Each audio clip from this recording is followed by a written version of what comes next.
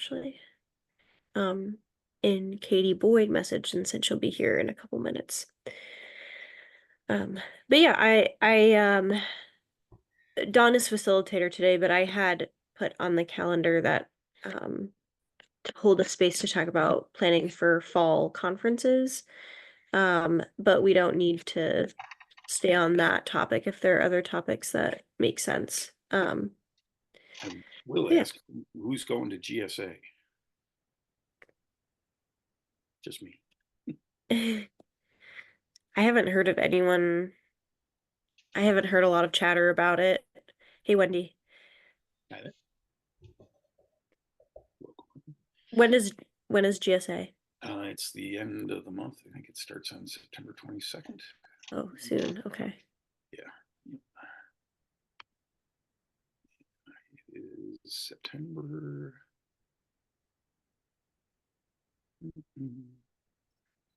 Yeah. Pre-conference workshops on the 21st, and then the conference goes through the afternoon of Wednesday the 25th. Okay.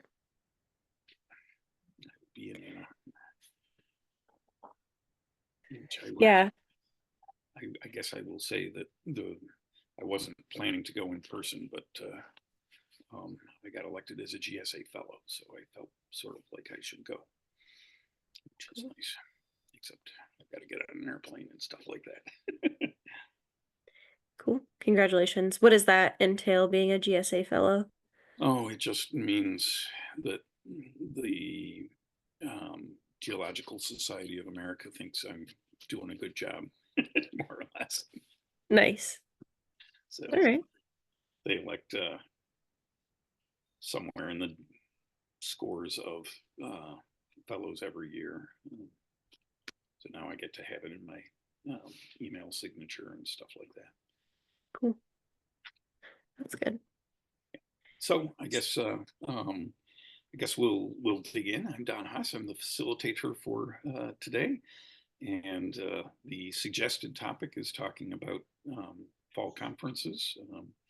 As I said, I'm going to GSA myself. It doesn't sound like anybody else on the call is. I will also be going to NAAE, which is within driving distance, which makes me happy. It's in Pittsburgh in November, early November.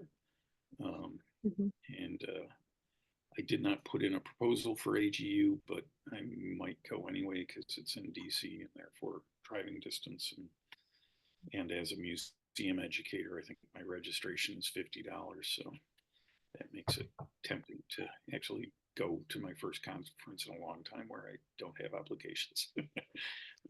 It's also, I would think, Don, if one of our regular people needs to be at AGU and they're not there, we have so many different things that there's plenty of ways to let, like, just stand next to, just be there, right? Even take a little, here, take some of the poster space, and this is your space too.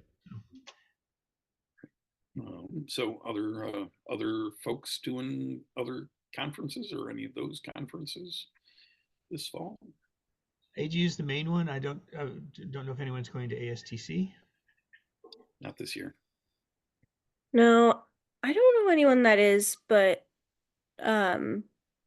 there's usually Frank usually goes to ASTC, and I feel like there's usually people from Clean that go. I'm not going though. Is that in DC? Oh, where is it this year? I think it's I'm not. in North Carolina, maybe. Oh, okay. Maybe. I don't believe it's in DC. No, it's definitely not, or I would be paying attention to it more. But maybe on the East Coast still. Yeah, I feel like a lot of conferences just happen to be on the East Coast this year, which is nice for driving distance, like you said, Dawn, for me at least. So ASCC is in Chicago from September 28th to October 1st. Okay. So you're going to that, Jim? Or you're not? No, yeah, I'm afraid I tend to do either if it comes to the Bay Area or it's in the DC area. Okay. No, anybody else? I know I'm not going to any of them at the moment, but I know we have Emily Snowd-Brenneman from our team will be convening a session, I believe, with Eugenia Yep. in CLEAN for AGU. And so she's planning on attending AGU, as well as Becca Hathaway and Julie Baumberg, our director and assistant director. So they're planning to attend AGU.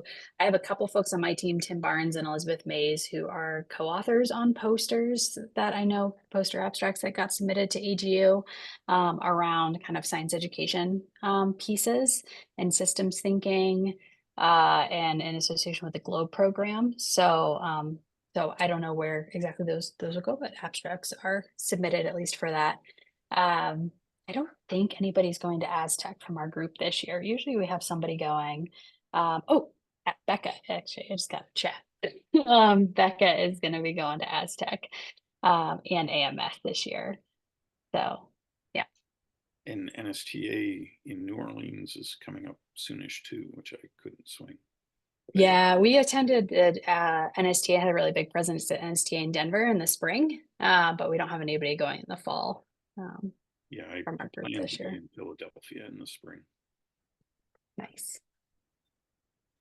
Yeah, we had the same kind of situation with NSTA being in Denver. A lot of my colleagues, coworkers were able to go. I actually didn't go, but um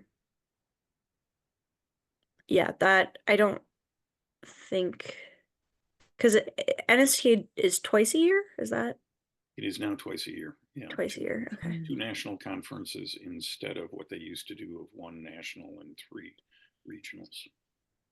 Oh wow. They have an informal education like group that they've been starting to, I think, bring back. I think it's existed maybe, but they're kind of trying to re-envision with that informal education to potentially have an informal education strand too, is my understanding. So I know at least one of our team members attended one of those meetings to get input, and they've been talking about like guidelines for like what a strong informal educator in NSTA, like what that looks like. So I know our team is interested in kind of staying in the loop and having some representation in that informal education group Yeah, to actually, see where it goes. my colleague Rob Ross, I believe, is still on the informal committee. I think it was a 3-year term. He's probably in his 3rd year now. Yeah, the new, I think, head of that committee is Karen Hayes, who works at the Denver Zoo here, and she's awesome. So it'll be interesting to see where that group goes. Another So note that my GSA abstract is on the forthcoming. It is being officially rolled out at GSA, the Center for Climate Change Education at PRI, which is not really a change of what our climate team is doing, which Ingrid Zabel, who's often on CLEAN calls, is also a member of, and there are 4 PRI staff on the climate team, and we also work with scientists from outside of PRI on that. But for one thing, the sort of selfish reason for doing this is because it's very tiring to explain where I'm from and what I do. So I often introduce myself as Don Haas from the Paleontological Research Institution, its Museum of the Earth, and its Cayuga Nature Center, where we do an awful lot of climate and energy education. And so I think saying that I'm from the Center for Climate Change Education at PRI, and then if people want to ask what PRI stands for, we can get into that. But we're already, doing an awful lot in the climate and energy space. So that's officially rolling out at GSA. That's very exciting. Particularly because I know things at PRI have been sticky lately. So to have like progress toward a name and solidifying things Right. was really good. Yeah, I'm excited about it.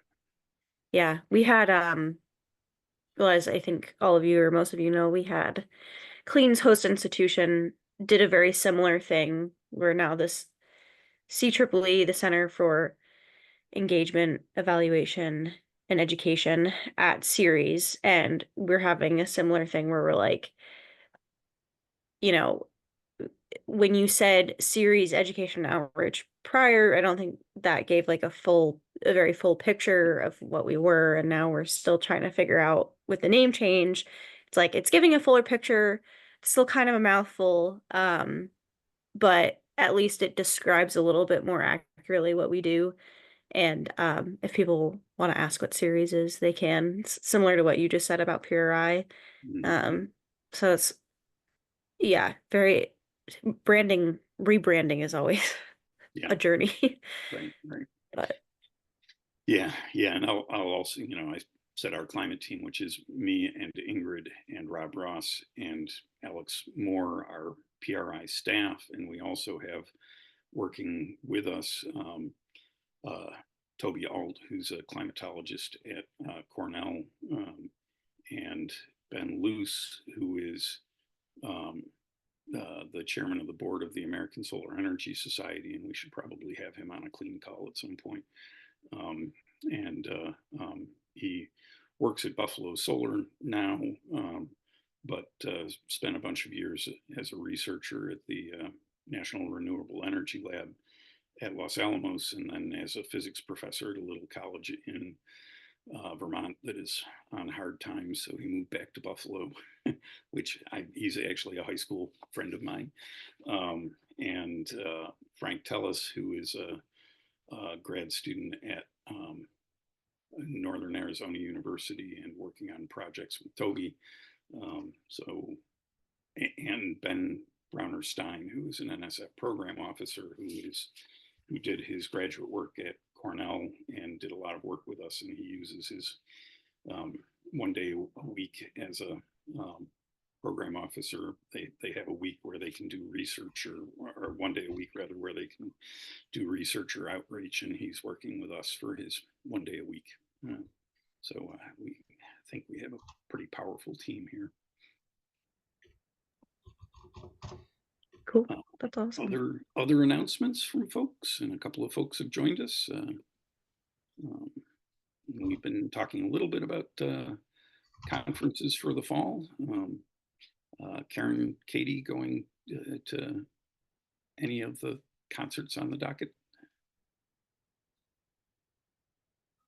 No, I'm pretty You're homebound. locked down right now with the baby at home. I'm trying to not travel to conferences. I'm actually going to not go to AGU this year too, which is, and they're like doing less and less of the virtual engagement of it. So we'll see how that goes. But yeah, I think I'm going to try to do conferences more starting spring next year. But so next year's AGU, and I might try to do one for my evaluation work in the spring or summer. We'll see. Sounds good. What about you, Karen? I'm not going to any conferences this year either. Okay. Is there other stuff we want to say about the conferences, or should we move on to another topic? Wait, is anybody else going to NAAE? Gina, you're going, right? You're going to Don? Yeah. Yeah. I was just gonna say I'm going to NAAE. Patrick Chandler and I are doing a session on our climate mental health resources, and then I'm also doing a clean poster session, which is par for the course for me. And then so I'll be going to that in person, which is exciting. Don, we'll get to see each other in person, and I'm also going to AGU in person. So that'll be kind of like you said, it's all on the East Coast, which is exciting. And Katie, do you know anyone that's going to GSA or ASTC? Those are definitely still big conferences within our community, but also in general. I know there's the Seating Action Group at ASTC that started in last year. They're doing a big thing at ASTC this year, but I don't know anybody who's going to that. Right, I was thinking about that too. Where's NAAE this year? Pittsburgh. Oh, so yeah, that is nice and local. So Dawn, you can actually, yeah. Are you traveling by train to both that end? No, there is no direct line There's to no- Pittsburgh by train. I would have to So you go can at through least New York drive, you don't City. have to fly at Yeah, least. it's less, I think it's a little under 4 hours for a drive for me. Okay, that's not bad. Totally doable. Mhm. What about down to DC area for AGU? Do you have to drive that too? Yeah, I did not put in, there was just too much going on at abstract time, so I did not put in an abstract. But since registration for K-12 and museum folks is only $50, I may actually go to a conference for the first time in a very long time where I'm not presenting. And we may also, you know, we've got a NOAA grant with Prince George's County Schools in Maryland that's adjacent to DC, and we may bring some teachers to the conference. That's fun. As mentioned, so, and Katie and Gina, you both know this. I mean, I think our climate education posters and things, I mean, it's 30 or 40 of them. I mean, we're doing pretty well this year in terms of different things. So you would not, I know I've already said this one to you, Don, but for Katie to hear this too, is, I mean, somebody wants to be present. That's where our community is talking, you know, it's like, oh, where's your poster? Well, I'm here, you know, you'll be fine. And as for teachers, you know, we take the advantage of the fact that we're back at DC. So our school, as you see in my other image there, you know, we're going to have teachers from Bard High School there and teachers from around the DC area. So we're making clear that there is on the ground work on climate education at AGU quite a bit. So it'll be great to have other teachers there. Is there a clean session like we usually do, or did that? Yeah, okay, so I can. There's a clean poster session like we always have, but then there's two other sort of clean sponsored sessions too, Gina, that have oral and Yep. posters. Yep, exactly. Yeah, Clean will be doing a fair amount of AGU this year. But I was out on leave when they put in the session, so I don't actually have I'm not convening a session this year, officially on paper. I'm helping support Gina, obviously. Yes. But I didn't have my name on a session convening, and yeah, Gina can present our poster, you know, it's just, that's the only thing I had there was the poster for Clean. So I was like, you know, of all the years, it'd be a good year for me to not travel. And it's one of the furthest ones to travel for. When it goes to New Orleans and Chicago, even though they're closer, I feel like DC, it's hard to get. But it's weird. You'd think there'd be more direct flights from Denver to DC, but it's actually kind of hard to do it. Often route you to Texas or Chicago or something. Weird. It is weird. And if the in carbon footprint side too would be good not to go. In the conversations between now and AGU, or say for a couple months, is, I mean, often AGU kind of opens up what all the different sessions are and who's presenting and things for a while, and then they make it kind of offline for a little bit until they officially recognize them. But I'm pretty careful about screenshotting all of those. So if there's any question about who are the poster presenters and what are all the sessions, I've got them all screenshotted so we can pull them up if we ever need to. You know, I mean, I don't think you have to be pretty messed up if they don't allow you to present. So you know, if people submitted, they're presenting. I was surprised to get rejected by NAAWE this year. It's the first conference rejection that I've had in years. You must have done something really good that made people worried. Is that what it was? I don't even remember what the topic was. But I'm NAAWE makes me a little bit nervous with, I have a hard time gauging what their guidelines and stuff are, particularly because it's the conference itself that's accepting people and not just AGU. It seems like, yeah, kind of a free for all, but NAAWE, I have a harder time reading them. Don, if I might, one thing, if you know, this opportunity for us all to check in with each other on PRI, both knowing to talking to other schools, but in particular the schools that I teach at. Is it still the case that the teacher climate change friendly guide is available to high schools? I mean, we have the high school that is teaching climate change more than any other in the country. It's like we're all year round, in depth. And even the students get to select, like from the CLEAN network, with permission from Katie and Gina, of what resources they want to focus on. So is it possible still to get a copy of the book to? It is. The book is was published in 2017, and we've updated a lot of the content on in the web version of the teacher-friendly guide, and that can be found right here. But it also, like when we're going over all the curriculum that we're teaching, having a hard copy between us. Victoria, the woman on the very left in the light top the photo, that would be one I'd want to get her a hard copy if we could. Yep. Yeah, we can still give them away, but of course we like selling them more than giving them away. But you can find the info on that page for ordering it, and if you want a free copy or a few free copies sent to somebody, just email me the info and get it out to them.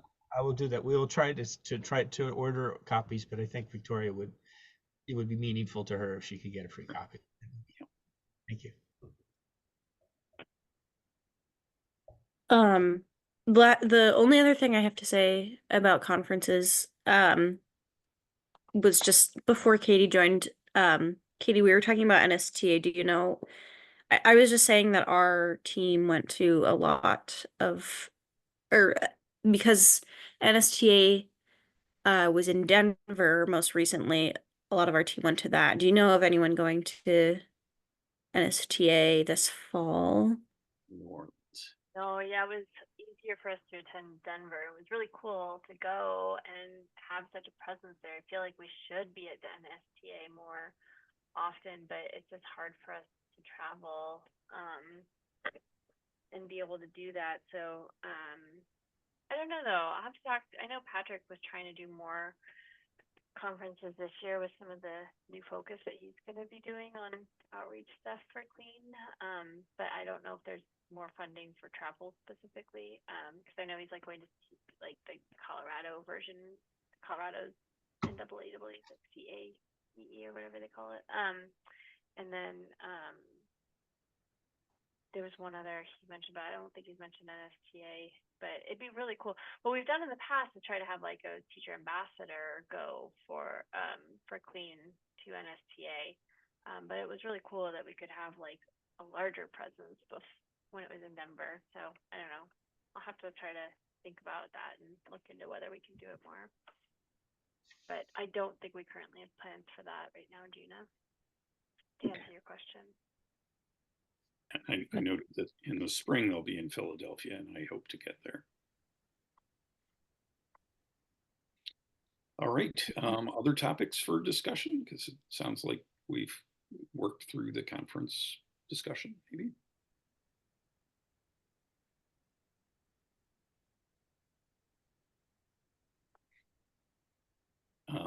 I'll note that I'm about halfway through a book that I'm really, really liking. Let me pull it up. Am I allowed to share screen? You should be able to. Okay, let me open the Kindle app and then I'll share screen if my computer can handle. Excuse me.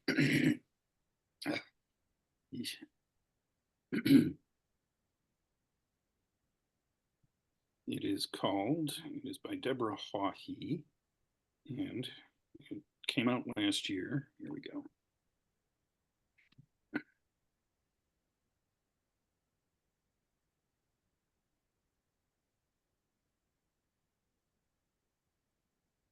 Sense of urgency.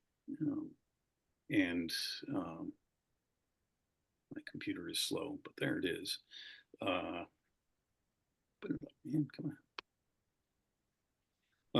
But she is a rhetorician, so a professor of English who studies rhetoric, and I think it's just a really nice digging into how to be a better rhetorician, I guess. So I will put a link in the chat, but apparently I can't get my computer is maxed out, so that is why that's not opening, I'm pretty sure. but I will put a link in the chat for where you can read about the book. Anybody else reading anything good?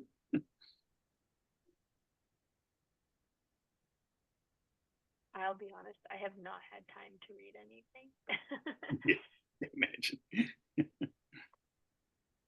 But this is cool. Sense of urgency. Sounds good. Yeah, highly recommend. Donna, Yeah, oh, go ahead, Gina. Sorry.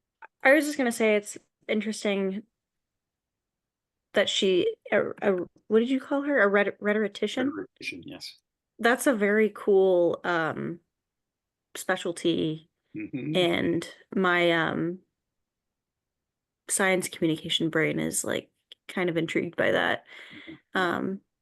Just because yeah, how we're communicating about this big issue is always what I'm very focused on, and I don't think I've ever heard of that. Yeah, I don't think I've ever heard of that specialty. I'm just very intrigued by that. Yeah. It does really align with the climate communication field, because we've talked about this a lot. I feel like that the world of like some of the social science understanding of like how people communicate about climate and how people actually like take in that information. Like I feel like with climate, we've had to really further those fields a lot more than they had in the past. I don't know. Maybe that's just I'm not myself coming out of climate like communication field, but I just feel like some of the ways we like understand that people like, oh, they're not going to change their mind based on like facts and evidence, right? We talk about that in climate communication, and I don't know how well that was really understood before we like realized it was happening with climate. So it's interesting that she's saying that idea of like rhetoric, like it's not, we can't really talk about climate the same way we've talked about so many things in the past, you know? Right. I feel similarly with the communication field. Like, I think they've kind of realized with climate that it's like, oh, this is actually how it works. I don't know. Yeah, and one of the things is talking about time and understanding that 2100 is not so far away. This year's high school freshman, born in 2010, will be 90 in 2100. So when we talk about climate models making forecasts out to 2100, we are talking about kids we know, and kids born in the 20s, like Katie's, will be in their 80s in 2100. So assuming that we don't go all the way to hell, those Within people a will be lifetime there. now. Yeah. Yeah, that's wild. Yeah, and I like, my Aunt Mildred turns 98 this week, and she knows my youngest daughter, who turned 20 last month. And my Aunt Mildred remembers vaguely her grandfather, who fought in the Civil War and marched in front of Lincoln. So not that far. That's nuts. That's really crazy. Isn't it? And yeah, my daughter was born my younger daughter was born in 2004. So if she lives as long as Aunt Mildred, she'll be in the next century. wow. Yeah. That's crazy. One of the oh, go ahead, Jim. One of the things that we know we have coming up with this weekend, where we do one of our larger events, the one that's behind me, is since city of Berkeley and around Berkeley are some of the most important parts we've always been at, is to have parents and even grandparents now come by to show their kids our science labs, that this is what they first learned about climate change and why they thought it's important. There's a lot of different people up and down this 1 mile of event that goes on Saturday, and where there's climate change is usually adults talking politics, right? There's politics and policy, and that of course is very important. But the question of, is it a social issue? How do you bring this up to kids? How is it in the schools? You know, families are always asking us, how can we get you to come to our school? It's just interesting how much of the conversation is adult, and how kind of rewarding it is to be people who are in the public, out in the community, where it's how are young people being taking this up, and have families having a good time. And there's always this mix, Don, of like, we tend to do more it's fun to learn, this is important, but then be very clear, how clear they say the thing, people being frightened or think people being concerned and worried, that is a really important mix. And you see that dynamics between the different generations talking. But I mean, there's really something to be at this, as many of us are for decades, of where you're actually seeing the effect you had on people, what they're doing. Maybe they're in the climate action work and they attribute what they're doing to what you taught them 20 years ago. It's pretty cool. On the note of books in future, it's a book that hasn't come out yet, but it's coming out later this month that I'm curious about, is the book What If We Get It Right? Oh, yeah. It's a new book by Ayanna Elizabeth Johnson, who was one of the co-founders of All We Can Save project and one of the editors on that one. But so hers, it's another series of essays and poems and things like that about climate futures, and like focused on positive climate solutions and things like that. So I think that one will be interesting to check out. Yeah, there's I good, love a lot of the good All We buzz Can- around that book All We before Can it comes Save. out. That sounds cool. Yeah, and another thing that the urgency book talks about is that a wish is an imagined future, and we can do work to make some of our wishes come true. And I thought that was a pretty cool way to think about wishes. What was the book that Alicia mentioned a while back in one of our meetings about like hope or whatever? Do you remember? I haven't No. read it, but it was, yeah, kind of similar with Katie. I think what this book sounds like. There was a woman who wrote a book really focused on sort of like, what are we doing well? Like, if we talk so much about like, the doom and gloom of it, and she wrote a whole book on the sort of like hope aspect, but really like digging into some of the numbers and statistics and thinking about like, yeah, how are things going right? And this whole idea that we have really come a long way since the Paris Agreement, and like she really digs into some of that information. I haven't read it actually, but I know Catherine Hayhoe has a book out, Saving Us, and it was like a climate scientist reason for hope, something like that. I wonder if it's that one. Read either. That sounds good. It wasn't that one, but that also sounds good. Yeah, on my to read list. That one is, yeah, that would be good too. Saving Us. Yeah, I'm gonna mark that one. No, it was another woman, and I will try to find it. Oh, and on a different note, I'm going to share my screen again. A friend sent me this article, which came out a couple of weeks ago, as it is trying to refute that carbon dioxide is what's raising temperatures, but rather energy imbalance caused by albedo. And the authors are denier adjacent, I guess is a way to label them. And I was just wondering if this came across anybody else's screen. It is, it's fodder for the climate skeptics and whatever. In my quick skim of it, I don't think it's got any real credence behind it, but they managed to get it published. So I was curious if others have seen it or heard about it. There are both authors have their own pages on the Dismog blog list of climate deniers, and so you can read about them if you want to.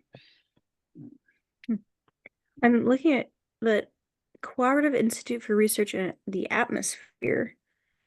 That's interesting. I've never heard of that group before. Not that I am aware of all the groups out there, but I've never heard of that one.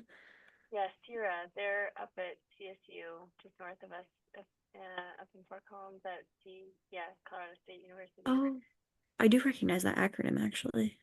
They don't have a big outreach group, but they do a lot of satellite science at that cooperative. It's similar NOAA Cooperative Institute at Geary's is where Gina and I are based, but they do a lot of satellite work at that one. So I'd say what we encountered always is just, how this manifests itself more on the education side of different theories and different resources and things that people are picking up in different things. Of course, especially hands-on labs of new versions that are wrong, and kind of curious why one after another certain resource. So promoters of material will promote something that's wrong, and how to deal with that, and having our students have the tools to be able to say, okay, let's build their lab, and then we'll look at it and we'll say, well, this is why it's wrong, right? Yeah, of course, this is what you're seeing this is the albedo effect, and maybe that also overlaps. So there's a big push to I don't know, other people can speak to this one. Have you seen that there's a real trend in education to change the subject of things next to climate change, because it's like less controversial, it's easier if the guy who paints his face orange wins the presidency, there won't be a lot of money for the federal government to teach about climate change. So if we've done things, and one of the big ones, these are important subjects, but it's like made the bigger subject now is the heat island effect. There's a huge emphasis on, that where you should be is doing study of the heat island effect of citizen science and so on. And a lot of it is then you get into the albedo effect, and kind of one of the things I'm seeing is there's not really an effort to really understand it. I mean, that's just kind of the realm that we're often is, that we're invited in to make the albedo effect interesting and have the students be able to make real discoveries. And that's not what some people who have a lot of money are really looking for. It's sort of to distract people, let's get away from the climate change. Heat island effect is something that like the mayor can be more comfortable with. Anyway, I'm just saying that's a lot how we constantly are seeing things play out.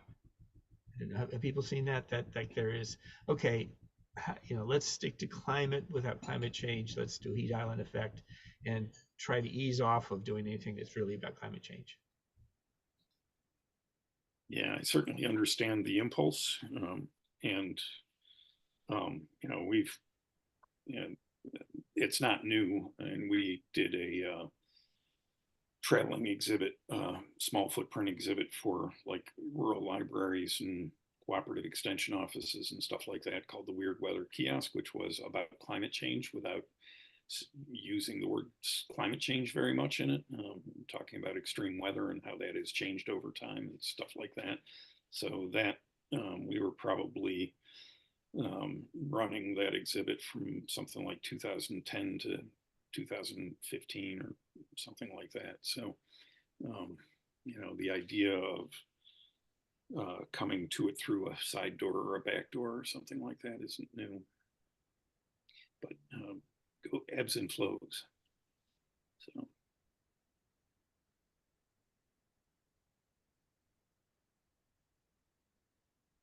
And if we're all talked out, we don't actually need to go all the way to 2 o'clock.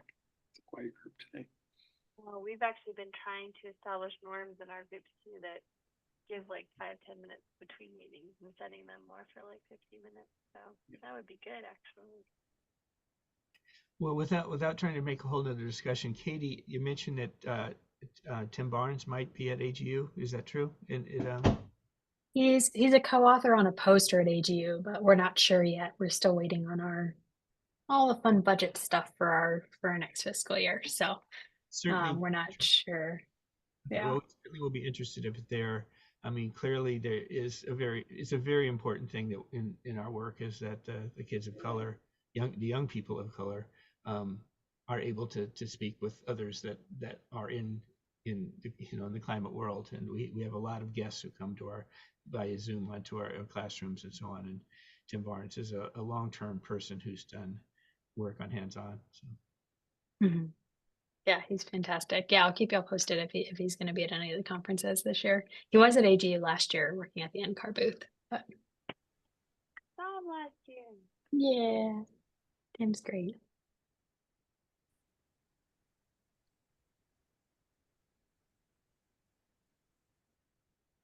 Well, shall we call it a wrap? Nice to Sounds see good. you all. Yeah, thank you, Don, for facilitating. Sure. Thanks all for being here. See you We'll next see you time. around. All right. Bye-bye. Everyone, bye.